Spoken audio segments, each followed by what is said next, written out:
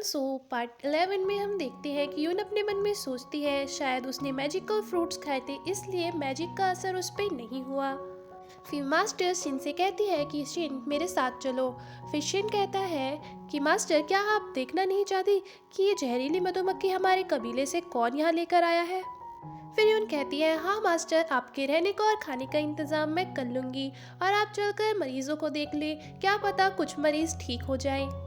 फिर मास्टर कहती है अच्छा ठीक है, तो तुम मुझे दिखाओ कि तुम लोग कैसे इलाज करते हो। दूसरी तरफ हम जिन तियांग को देखते हैं जिसको मधुमक्खी ने काट लिया है और वो तड़प रहा होता है और उसके मॉम उसके डैड से कहती है कि जाइए जल्दी से यून को लेके आइए, वो मेरे बेटे को ठीक कर देगी। फिर डैड कहते हैं अच्छा ठीक है, मैं यून को लेके आ रहा हूँ, जब तक के लिए शीफे तुम डॉक्टर टेन को बुला लो।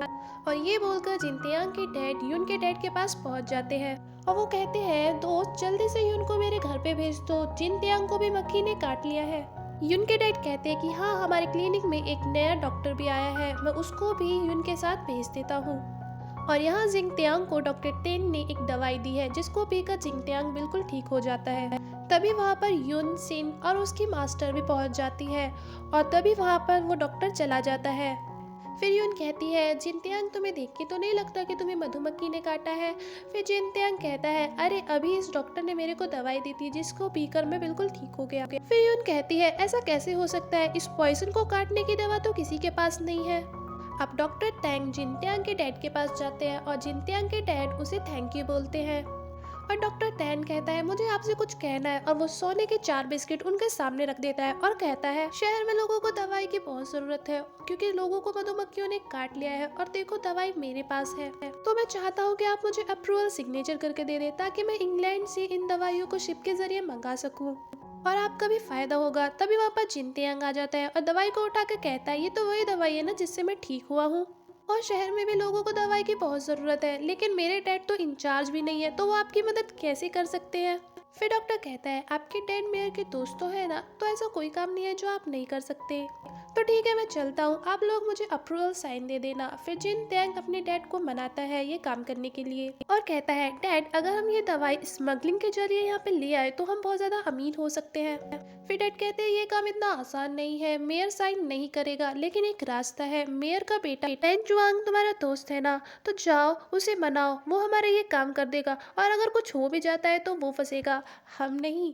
अब वेन शुआंग क्लब में बैठा हुआ ड्रिंक कर रहा होता है, जब वहाँ पर जिन तियांग आ जाता है और उससे पूछता है कि यार तुम इतने उदास क्यों हो, तो जिन तियांग बताता है कि वो यूहो को पसंद करता है पर यूहो उससे बात नहीं कर रही है।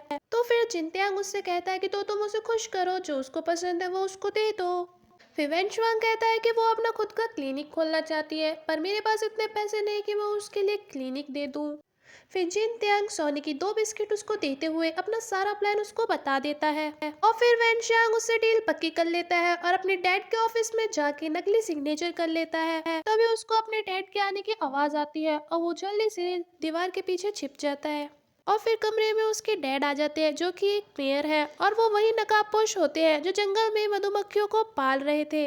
अब मेयर एक वर्कर को एक मैप दिखा के उसके ऊपर चिल्ला रहा होता है और उससे कहता है कि मैंने तुमसे कितनी बार कहा है कि क्रिस्टल माइल के बारे में किसी को पता ना चले, और फिर वो वर्कर कहता है कि क्यों ना पता चले, शहर को तो इससे बहुत ज्यादा फायदा है। फिर मेयर उस वर्कर के ऊपर मैजिक करता है और उससे कहते हैं कि तुम क्रिस्टल माइल के बारे में अब सब कुछ भूल चुके हो और उस मैप के टुकड़े टुकड़े करके टेबल पे रख देता है। और फिर उस वर्कर को जब होश आता है और वो मेयर से पूछता है मेयर मैं यहाँ पे क्या कर रहा हूँ, तो मेयर उससे कहते हैं कि तुमने बहुत ज्यादा काम कर लिया है जिस वजह से तुम थक गए हो, जाओ अपने घर पे जाके आराम करो। और फिर वह दोनों कमरे से निकल जाते हैं और वेन चुआंग ये सब कुछ देख रहा होता है और फिर वो जाता है टेबल के पास उस मैप को उठा के देखता है और वो सीधा क्लिनिक पहुंच जाते हैं और यूहो से कहता है कि यूहो मुझे तुमसे बात करनी है। यूहो उसे इग्नोर करते हुए कहती है, वो कहती है कि बहुत सारे मरीज आ रहे हैं और मुझे बहुत सारा काम है। जब भी वहाँ पे जिन तियांग आ जाते हैं और जिन तियांग कहता है अच्छा तो तुम यहाँ पर अपनी गर्लफ्रेंड से मिलने आए हो, चलो मुझे तुमसे कुछ काम है। और फिर वो एक कोने में जाते हैं और वेन शुआंग से कहता है कि तुमने मेरा काम किया और वेन शुआंग उसे अप्रूवल वाला पेपर दे देता है और जिन तियांग खुश होकर 2 सोने के बिस्किट उसे और दे देता है और उससे कहता है जैसे ही शिप से मेडिसिन आ जाएंगी मैं तुम्हें और पैसे दूंगा। और हम देखते हैं कि वो दवाइयाँ शहर में आ चुकी है और लोगों की भीड़ लगी हुई है उस दवाई को लेने के लिए और वेन शुआंग और जिन तियांग खूब पैसे कमा रहे होते। अब यहाँ पे यूहो को दिखाया जाता है जो टेंशन में होती है और सोच रही होती है कि जिन त्यांग ने यिन चुआंग को सोने के बिस्किट क्यों दिए। फिर शिन और युन दोनों वहाँ पे आ जाते हैं और युन हंसते हुए उससे कहती है तुम वेन चुआंग के बारे में सोच रही हो ना। फिर यूहो कहती है ऐसा कुछ भी नहीं है और फिर वो वहाँ से चली जाती है। फिर शिन युन से पूछता है कि यूहो को क्या हुआ है। फिर युन शिन को बताती है कि मैं नहीं चाहता कि उसके बेटे की शादी यूहो से हो। फिर अगले ही सीन में हमें दिखाया जाता है यूहो वेन शुआंग को ढूंढने निकल पड़ती है और फिर तभी उसकी नज़र शीफई पे पड़ती है और वो शीफई से जाके पूछती है क्या तुमने वेन शुआंग को देखा है क्या। फिर शीफई उससे झूठ बोलता है, वो कहता है उसने नहीं देखा। फिर यूहो जिनत्यांग की कार देखती है और कहती है ये तो जिनत्यांग की कार है ना। फिर वो अपने मन में सोचती है पक्का जिनत्यांग के साथ वेंग चुआंग भी होगा और वो अंदर क्लब में घुस जाती है और वहीं पर जिनत्यांग और वेनचुआंग दोनों लड़कियों के बीच में बैठ के वाइन पी रहे होते हैं। और जब वेनचुआंग यूहो को देखता है तो वो उसके पास आ जाता है और कहता है कि मैंने कुछ भी नहीं किया। और फिर यूहो कहती है कि तुम जिनत्यांग की तरह बुरे क्यों बनते जा रहे हो और सच सच बताओ क्या तुमने इसके साथ मिलकर दवाइयाँ बेची है। वेनचुआंग कहता है एक बार मेरी बात तो सुनो।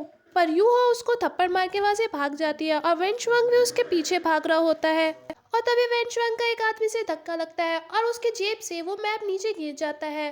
और फिर वहाँ पर शिन की मास्टर होती है जो उस मैप को उठा लेती है और उस मैप को देख लेती है। फिर मास्टर अपने रूम में बैठ के उस मैप को देख रही होती है। तभी वहाँ पर शिन चाय लेकर आ जाता है और पूछता है मास्टर आप क्या देख रही हो। फिर मास्टर कहती है मैं तो बस ऐसे ही एक पेपर देख रही थी। फिर शिन कहता है मुझे भी दिखाओ। फिर मास्टर कहती है कि अभी बहुत रात हो गई है, तुम जाओ सो जाओ।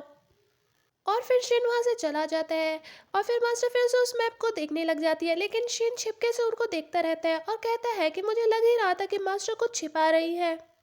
और मैप देखने के बाद मास्टर चुपके से घर के बाहर जाती है और शिन भी उनका पीछा करता है। मास्टर एक गुफा में पहुंच जाती है, शिन भी उनके साथ साथ पीछे पीछे होता है।